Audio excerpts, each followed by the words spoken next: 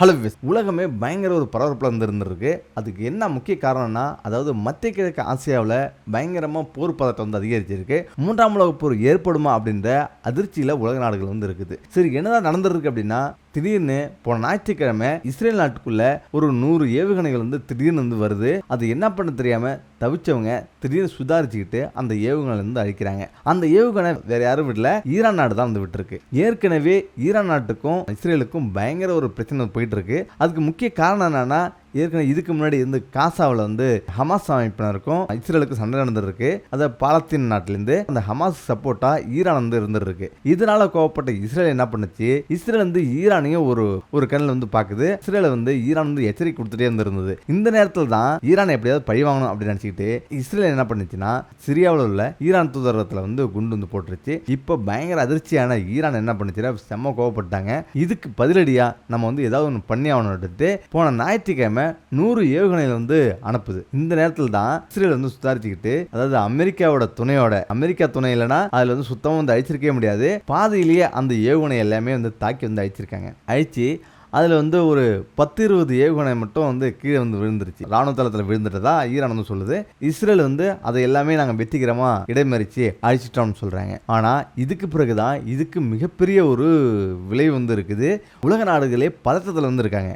அதுக்கு முக்கிய காரணம் என்னன்னா, இதுவரை ஈரானுக்கும் இஸ்ரேலுக்கும் எந்த ஒரு நேரடி தாக்குதலே கிடையாது. ஆனா இதுதான் முதல் முறையா ஈரான் இஸ்ரேல் தாக்குது. ஏன் அப்படின்னா, என்னுடைய தூதரகத்தை நீ தாக்கிட்டில்ல, நீ வம்புக்கு வந்தில்ல, அதுக்கு பதிலடியா நாங்க கொடுப்போம் அப்படின்னு தான் கொடுத்துருக்கு. ஆனா இதுக்கு திரும்ப நீங்க பதிலடி கொடுக்கணும்னு நினைச்சீங்க அப்படின்னா விளைவு பயங்கரமா இருக்கும். இதுவரையும் நாங்க பயன்படுத்தாத ஆயுதங்களை பயன்படுத்துவோம் அப்படின்னு சொல்றதுக்கு அதுக்கு முக்கிய காரணம், ஈரான் ஏற்கனவே பயங்கரமான ஆயுதங்கள் அதாவது பாலிஸ்டிக் என்ற ஆயுதங்கள் கண்டுபிடிச்சிருக்கு. பலவிதமான ஏவுகணையும் புதுமையா கண்டுபிடிச்சிருக்கு. இதெல்லாம் தடை செய்யப்பட்ட ஒரு ஏவுகணைகள் ஆயுதங்கள். இதையும் மீறி அது கண்டுபிடிச்சு வச்சிருக்கு. இதனால இதுவரையிலும் பயன்படுத்தப்படாத ஆயுதங்களை பயன்படுத்துவோம் அப்படின்னு ஈரான் எச்சரிக்கை கொடுத்திருக்கு. ஆனா இஸ்ரேல் என்ன பண்ணது அப்படின்னா, இஸ்ரேல் சும்மா இருக்காது. ஏன்னா இதுவரையும் ஈரானுக்கும் இஸ்ரேலுக்கும் நேரடியா தாக்குதலே கிடையாது. இதுதான் முதல் முறை. அதனால இஸ்ரேல் கண்டிப்பா தாக்குதல் கொடுக்கும் அப்படின்னு உலக நாடுகளே அதிர்ந்து போயிருக்குது. ஆனா இப்ப என்ன பண்ணுதுன்னா, இந்த நேரத்தில் தான் ஒரு முக்கியமான விஷயத்தை தெரிஞ்சுக்கணும். ஏன்னா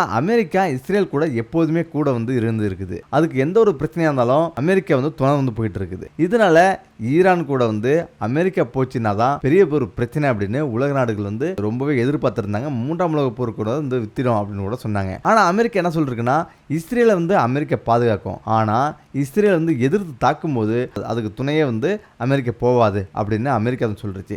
இதன் மூலமா என்ன தெரியுது அப்படின்னா, நீங்கள் உங்களை எவ்வளோ நாளும் நாங்கள் பாதுகாக்கிறோம். அதாவது எவ்வளோ உங்கள் மேலே குண்டு போட்டாலும் நாங்கள் அதை தாக்கி அழிக்கிறோம், இடையிலே தாக்கி அழிக்கிறோம். ஆனால் நீங்கள் எதிர்த்தாக்குதல் எந்த ஒரு நாட்டில் நீங்கள் கொடுத்தாலும் அதை நாங்கள் கண்டிப்பாக நாங்களும் சேர்ந்துக்கிட்டு அவங்க மேலே குண்டு போட மாட்டோம் அப்படின்னு அமெரிக்கா தெரிவிச்சிருக்கு. இந்த நேரத்தில் தான் ஒரு முக்கியமான விஷயத்தை கவனிக்கணும். இஸ்ரேல் கண்டிப்பாக சும்மா இருக்காது. ஏன்னா இதுவரை இஸ்ரேல் மேலே எந்த ஒரு தாக்குதலும் ஈரான் கொடுத்தது கிடையாது. இதுதான் முதல் முறை. இருந்தாலும் கண்டிப்பாக கொடுப்பாங்க. இதன் முதல் கட்டமாக பேச்சுவார்த்தை நடந்திருக்கு அப்படின்னு சொல்றாங்க. நாங்க பதிலடி கொடுப்போம் அப்படின்னு இஸ்ரேல் தெரிவிச்சிருக்கு. ஆனா ஈரான் என்ன சொல்லுதுன்னா, நீங்க கொடுத்த பதிலடிக்கு தான் நாங்க திருப்பி கொடுத்துருக்கோம். அதனால நீங்க திருப்பி பதிலடி கொடுக்கும்போது ஒரு முறைக்கு 2 முறையா யோசிச்சு நீங்க செயல்படுங்கன்னு சொல்லிருக்கு. இப்போ என்ன நடக்க போகுது அப்படின்னா, ஒருவேளை அதாவது இஸ்ரேல் ஈரானை தாக்குதோம் அப்படின்னு நினைச்சுன்னா, நேரடி தாக்குதல் நடத்தாட்டியும் மறைமுக தாக்குதல் நிறைய செய்யும். ஏன்னா ஏற்கனவே இது மாதிரி தாக்குதல் தான் நடந்திருந்தது. அதாவது இது லெபனானில் உள்ள ஹிஸ்புல்லா அமைப்பை சேர்ந்தவங்க தான் ஈரான் நாடு வளர்த்து விட்ட ஹமாஸ் படை மாதிரி அந்த படைகள் தான் ஹிஸ்புல்லா அந்த அமைப்பையும் இஸ்ரேல் தாக்கலாம். அப்படி இல்லை அப்படின்னா ராணுவ தளங்கள், அதாவது வேற முக்கியமான ராணுவ தளங்களை ஈரானுடைய ராணுவ தளங்களை தாக்கிறதுக்கு இது முற்பட ஆரம்பிக்கும் போது இது மிகப்பெரிய ஒரு இஷ்யூவா மாறும் அப்படின்னு உலக அமைப்பான உலக நாடுகள்லாம் தெரிவிச்சிருக்கு. ஆனா உலக நாடுகள் எல்லாமே என்ன சொல்லுது அப்படின்னா, கண்டிப்பா இதுல நீங்க யாருமே அர்ஜென்ட் படக்கூடாது, ரொம்ப பொறுமையா நிதானமா யோசிச்சு தான் செயல்படணும். ஏன்னா இஸ்ரேலுக்கு ஏதாவது ஒண்ணுன்னா அமெரிக்காவும் இதுல இறங்க வேண்டிய சூழ்நிலை வரும். ஆனா அமெரிக்கா இறங்கிடுச்சு அப்படின்னா ஈரானுக்கும் அமெரிக்காவுக்கும் நேரடி சண்டை ஏற்படும். அப்ப அது உலக போரா மாறிடும் அப்படின்னு அனைத்து ஐநாவிலிருந்து அனைத்து நாடுகளுமே இதை வலியுறுத்திருக்காங்க. இதோட முக்கியமான ஒரு விஷயம் என்னன்னா, இப்ப இது இந்த ஒரு நாடுகளுக்கு 2 நாடுகளுக்கு மட்டுமே பாதிப்பு இருக்காது. இதனால உலக நாடுகள் மொத்தத்தையும் பொருளாதாரம் மற்ற எல்லா விஷயங்களையும் மிகப்பெரிய அளவில் பாதிக்கும். இதனாலதான் உலக நாடுகள் இது மிகப்பெரிய அளவில் ரொம்ப அவங்க பயப்படுறாங்க. ரெண்டாவது, இப்போதைக்கு மிகப்பெரிய ஒரு பாதிப்பு என்ன ஏற்பட்டிருக்குன்னா, அந்த ஏவுகணை தாக்குதல்லையே ஏகப்பட்ட பொருளாதார சரிவு வந்து ஏற்பட்டிருக்கு. அது மட்டும் கிடையாது, அங்கிருந்து அதாவது ஈரான் வழியா வர போர்க்கப்பல்லேருந்து எல்லாமே தடைப்பட்டு போய் நிக்குது கடல் பகுதியில். ஏன் அப்படின்னா கண்டிப்பா அவங்களுடைய வழிகளை எல்லாமே வந்து தடைப்பட்டுட்டாங்க. இதனால மிகப்பெரிய ஒரு பாதிப்பு வந்து உலக நாடுகளுக்கு வந்து ஏற்பட்டது. சரி, என்னதான் நடக்குது? ஏன் இஸ்ரேலுக்கும் ஈரானுக்கும் எப்படி சண்டை? இவ்வளவு நாள் என்னதான் நடந்திருக்கு அப்படின்னு பார்த்தீங்கன்னா, அதாவது 1948 வரை எந்த ஒரு பிரச்சனையும் இல்லை. 48 தான் வந்து நாடுகள் எல்லாமே சுதந்திரம் பெற்று பிரிய ஆரம்பிக்குது. இந்த நேரத்தில் தான் வந்து அரபு நாடுகள் வந்து அங்கே வந்து ஃபுல்லாக வந்து அமைஞ்சிருக்கு. அந்த அரபு நாடுகளுக்கு நடுவில் இஸ்ரேல் வந்து அமைஞ்சிருக்கு. இது ஒரு யூதர் நாடு. அதாவது அரபு நாடுகளை முஸ்லீம் நாடுகளுக்கு மத்தியில் ஒரு யூத நாடு இருக்கிறது மற்ற நாடுகளுக்கு எல்லாமே பயங்கர ஒரு டென்ஷன். ஏற்கனவே வந்து அதுவும் அரபு நாடாக தான் இருந்தது. அதில் தான் வந்து யூதர்கள், அதாவது ஜெர்மனியால் வந்து அடித்து விரட்டப்பட்ட அவங்க வந்து என்ன பண்ணிட்டாங்கன்னா, இங்கே வந்து அரபு நாடுகளில் அவங்க குடிபெயர்றாங்க.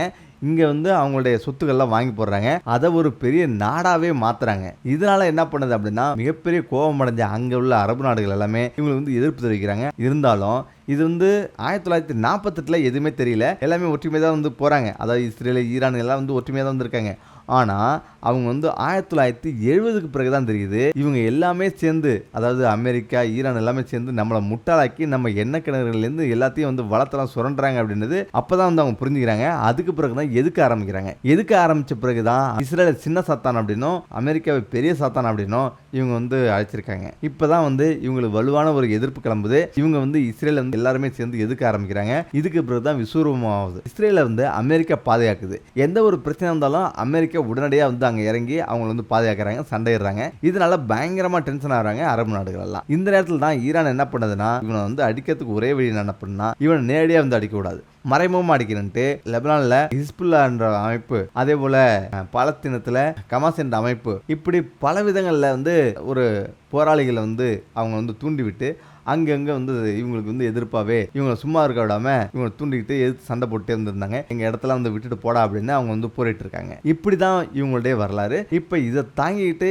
இதெல்லாம் வந்து எதிர்த்து தான் இவங்க வந்து இஸ்ரேல் வந்து நின்றுட்டு இருக்கிறாங்க. ஆனால் இஸ்ரேல் அந்த மக்களுடைய பார்வையில் பார்த்தோம்னா அந்த மற்ற மக்கள் செய்கிறது எல்லாமே நியாயமாக தான் தெரியும். ஏன்னா அவங்க மக்களுடைய நாட்டையே வந்து பிடுங்கிட்டு அவங்களே வந்து வெளில போக சொன்னால் அவங்களுக்கு கோபம் வரதான் செய்யும். இதெல்லாம் தாண்டி இப்போ என்னதான் பிரச்சனை, என்னதான் போயிட்டு இருக்கு அப்படின்னு பார்த்தா, இப்போ எல்லாருக்குமே போர் வந்து வரக்கூடாது. அப்படி போர் வந்தால் அது உலக நாடு தாங்காது அப்படின்றதுக்காக தான் எல்லாமே அமைதி காக்குறாங்க. அதே நேரத்தில் இன்னைக்கு இஸ்ரேல் என்ன சொன்னது அப்படின்னா, நாங்கள் வந்து உடனடியாக போர் தொடுக்க மாட்டோம், ஆனாலும் கண்டிப்பாக பதிலடி கொடுப்போம் அப்படின்னு சொல்லியிருக்காங்க. ஆனால் இவங்க இஸ்ரேல் பதிலடி கொடுத்தாங்க அப்படின்னா அதன் விளைவு மிகப்பெரியதாக வந்து மாறும். இதனால் உலகப்போர் கூட வந்து வழி பிறக்கும். ஆனால் இதை வந்து பொறுத்து தான் பார்க்கும். ஏன்னா தற்போது உள்ள சூழ்நிலையில் வந்து இன்னொரு போரை வந்து உலகமே தாங்காது. இருந்தாலும் இதெல்லாமே வந்து நம்ம வந்து மைண்டில் வந்து வச்சுக்கணும். எப்போ வேணாலும் எப்படி வேணாலும் வந்து மாறலாம். ஏற்கனவே இஸ்ரேல் வந்து பயங்கரமான ஒரு சிக்கல் வந்து இருக்குது. ஏன்னா அங்கே பாலஸ்தீனத்தில் காசா பகுதியில் பயங்கரமாக ஹமாஸை எதிர்த்து சண்டையிட்டு இருந்திருக்காங்க. அதில் அவங்களுடைய படைகள் பயங்கரமாக வந்து அடித்து பயங்கரமாக வந்து நிறைய இழப்புகளை சந்திச்சிருக்காங்க. அதே போல் அங்கே உள்ள மக்கள் வந்து 30,000 மக்களுக்கு மேலே வந்து கொன்று குவிச்சிருக்காங்க. இவங்க மக்கள் வந்து 2,000 பேர் தான் வந்து இறந்துருக்காங்க. இஸ்ரேல் மக்கள் வந்து 2,000 பேர் தான் வந்து இறந்துருக்காங்க. ஆனால் பாலஸ்தீன மக்கள் ஏகப்பட்ட பேர் வந்து இறந்துருக்காங்க. இப்போ காசாவிலேயே வடக்கு பகுதியில் பயங்கரமாக சண்டை போட்டு இப்போ முடிச்சுட்டு இப்போ வந்து தெற்கு பகுதிக்கு வந்து போயிருக்காங்க. அதனால இன்னும் வந்து இந்த போர் முடியல, இன்னும் நிறைய வந்து விஷயம் வந்து இருக்கு, இன்னும் நிறைய அவங்கள வந்து அந்த ஹமாஸ் அமைப்பை வந்து அழிச்சிட்டு தான் நாங்கள் வந்து தூங்குவோம் அப்படின்ற மாதிரி அவங்க பேசிட்டு இருக்காங்க. இதனால தான் வந்து கோவப்பட்ட ஈரான் வந்து எச்சரிக்கை கொடுத்து பார்த்துட்டு இப்போ வந்து ஒரு கட்டத்தில் பொங்கி வந்து எழுந்துருக்கு. ஏன்னா ஆயுத சப்ளை ஃபுல்லாகவே பண்ணுறது ஈரான் பக்கத்துலேருந்தும் மற்ற நாடுகள் பக்கத்துலேருந்து தான் வந்து அந்த ஹமாஸ் அமைப்புக்கும் லெபனானில் உள்ள ஹிஸ்புல்லா அமைப்புக்கும் வந்து போகுது. இதனால தான் வந்து அந்த ஈரான் மேலே பயங்கரமாக இஸ்ரேல் வந்து செம்ம கோபத்தில் வந்து இருக்குது. இவனுங்களாம் வந்து வளர்ந்து நம்மளை வந்து அடிக்கிறானோ அப்படின்ட்டு அது கோவப்பட்டு இப்போ ஈரான் வந்து நேரடி தாக்காம இந்த மாதிரி மறைமுகமாக வேற சைடு வந்து தாக்க ஆரம்பிச்சிட்டாங்க. அதுவும் இதுதான் வந்து முதல் முறை நேரடி தாக்குதல். ஒருவேளை இஸ்ரேல் நேரடியாக வந்து திரும்ப 2வது முறை தாக்க ஆரம்பிச்சா அதுதான் முதல் முறை வந்து ஈரானுக்கு வந்து இஸ்ரேல் கொடுக்குற முதல் நேரடி தாக்குதல். இந்த தாக்குதல் தொடர்ந்தா இது மிகப்பெரிய ஒரு போரா வெடிக்கிறதுக்கு வாய்ப்பு இருக்கு. இதனால மிகப்பெரிய வந்து ஆபத்து பூமிக்கு ஏற்படவும் வாய்ப்பு இருக்கு. ஏன்னா அவங்கவுங்களும் வந்து அணு ஆயுதம் வந்து வச்சிருக்காங்க. எந்த ஆயுதம் எங்கே வெடிக்கும்னு தெரியாது. அந்த அளவுக்கு பயங்கரமான ஒரு பிரச்சனை வந்து இருக்குது. ஓகே ஃப்ரெண்ட்ஸ், இந்த வீடியோ பிடிச்சிருக்குன்னு நினைக்கிறேன். இதே போல மீண்டும் ஒரு அடுத்தடுத்து என்ன நடக்குதுன்னு பார்ப்போம். நன்றி, வணக்கம்.